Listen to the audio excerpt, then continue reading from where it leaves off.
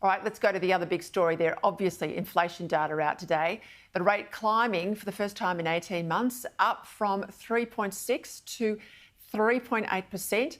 Now, the major drivers, housing, particularly rents, electricity prices and transport.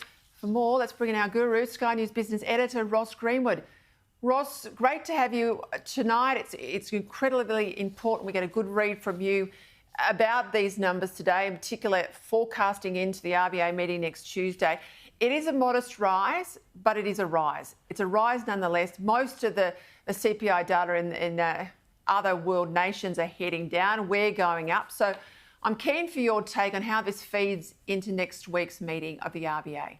It just gives a small window, Peter, for the Reserve Bank to keep interest rates on hold, not just then, but probably into the future as well. In many ways, the government has dodged a bullet here because there's no doubt that Jim Chalmers and the Prime Minister, Anthony Albanese, were steeling themselves for an even worse number than this. This is the reason why they'd softened up the media over the past little while, to basically give them some sense of advanced warning that there could be a bad number coming here. So the number, though you point out, is increasing, and that is not good because that is the opposite of what is taking place in other parts of the world, where right now they're either preparing to cut interest rates or already have. In the case of Canada, twice in the past 2 months. Here in Australia, we were preparing ourselves to rise interest rates. Now, there are still many economists who do believe there are interest rates cuts coming in the near term. But that means that Australia's economy has got to slow down pretty quickly because there is still strong growth. And even today, retail sales numbers out were again relatively strong. So this is the annual inflation rate. And you really were looking, and the Treasury, even in the budget, was suggesting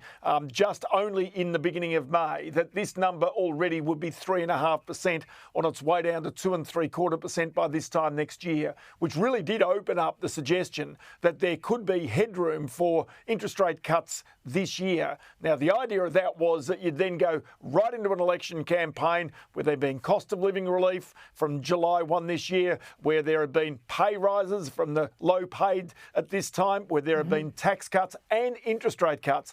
Well, it wasn't panning out that way, and this was really, in many ways, one of the big sticking points for the government going into an election. You surprised me pointing out that a Labor budget forecast in May is not worth the paper it's printed on. Here we are almost in August, but there we go. That's wrong again in Jim Chalmers' numbers. What about this criticism today that the Reserve Bank's been too timid in its response to inflation, that it should have acted sooner? There's a new survey out there that says 3/4 of Australians blame the government policies and taxes for inflation. Where does the government go with this? Well, I think there's validity in this, because if inflation is becoming embedded in Australia's economy, as the Treasurer talked about today, he said it's worrying, and it is, because the fact of the matter is if you don't get the inflation out of your economy quickly, then it does become embedded in pay rises, in the price you pay for rent, in the price you pay for food, in the price you pay for your insurance policies.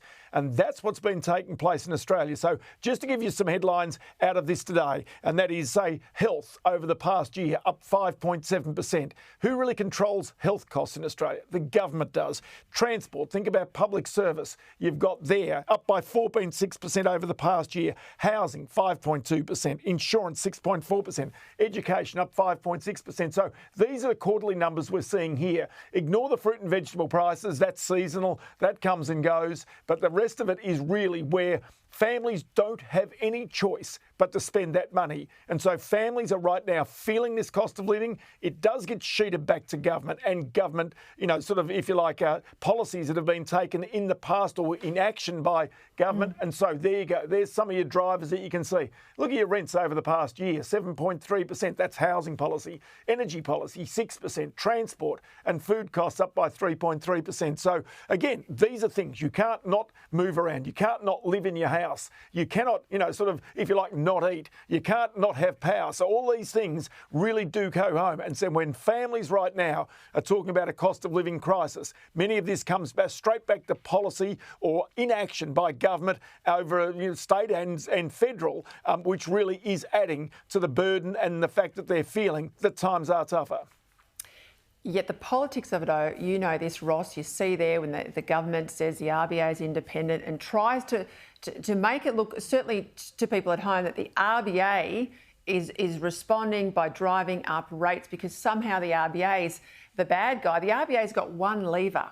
That's the official cash rate. And you've just gone through a litany of levers that government has and the way in which they feed in to policy in all of those various sectors. So the government's got to bear responsibility. This will be the test for them at the next election. And I think this is all feeding into whether they go early or whether they hold on, hoping that they'll turn a corner and maybe get these rate cuts that were promised at the start of the year. I mean, I don't think we're going to get a rate hike on Tuesday. We're certainly not going to get a cut, though. No, that's exactly right. And if you think about it, even this week, you've seen the Bank of Japan today increase interest rates for the second time in 17 years or something of that nature. But you're going to see from the Bank of England the prospect of a rate cut. As I indicated earlier, you've seen Canada cut rates twice in the past 2 months.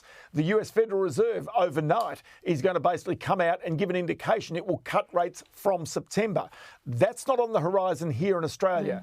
Now, the next move in rates might be down, but that is quite a way off because the Reserve Bank has got to see that inflation has been scrubbed out of our economy, and that means tougher times for families and businesses and most likely a higher unemployment rate going into the next election. And that's the issue for the government from a political point of view.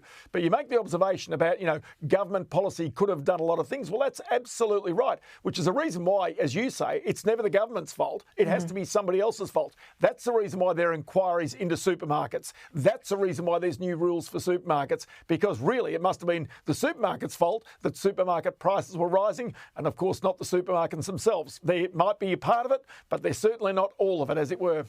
All right, let's go to another area where there's plenty of smoke and mirrors. This is renewable energy, because I know you spend a lot of time on it. I spend a lot of time on it. I want people to understand this massive money merry-go-round. Reports today, and I've gone through this at the top of the show, Victorian householders, they are paying an extra $200 million to subsidise a whole lot of foreign-owned wind farms. So the money's going to China, it's going to France, it's going back to Spain. Now, most people don't know they're paying these extra costs because it's hidden in their power bills. This is on top of all the taxpayer-funded subsidies, Ross. This is coming out of the pocket of householders. Is this happening in any other states that we know of? Yeah, I presume it's happening all over Australia, mainly because the Clean Energy Corporation will be handing out the money from the federal government. So, of course, it will be happening. But it's happening with enormous pace in Victoria in particular, although it's not happening at a pace fast enough to overcome the potential closure of the coal-fired power stations and the lack of gas that's been actually put into the Victorian energy grid, which is contributing not only to higher prices in Victoria, but also what is quite clearly a very depressed economy. And the reason you can see that is retail spending around Australia, pretty robust in, say, Western Australia, robust in Queensland, but in Victoria, amongst the lowest, apart from Tasmania, in the country right now. And that says everything about increased taxes in that state, but also the increased energy prices that are coming into the future. And that really falls at the feet of government. There is no doubt about that. And so the issue is here, yes, Australia does need more renewables into our grid as quickly as we possibly can, but we need every other form of energy that we can get there as well to avoid outages, but most importantly, to avoid businesses deciding it is too hard to do business here in Australia and upping and taking their capital and their jobs and moving somewhere overseas. I think that is a fundamental issue that, again, government has got to address, and government has got to solve these policies by creating not just more incentives, but by actually making certain there is enough electricity in the grid for consumers, but also for business as well. Hey Ross, I know it's been a busy day for you. I know you got your own show, but I appreciate you dropping into my show tonight. Thank you. Quite okay.